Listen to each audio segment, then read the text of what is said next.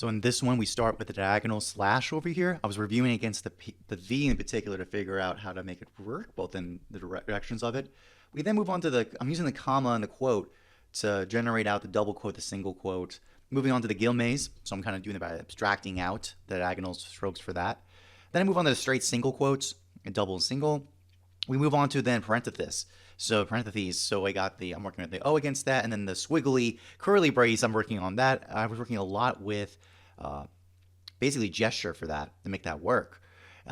Luckily, the square brackets are more straightforward to do, so that was able to work pretty well. And I'm trying to wrap up with the dashes. So I have M dash underscore. And then lastly, we're going into the currency. So I was working a lot with gestures on this to try to make this legible for these different currencies, which are derivative from letters. And last thing off, I'm trying to figure out how to get the currency default symbol figured out. And that's it for this round.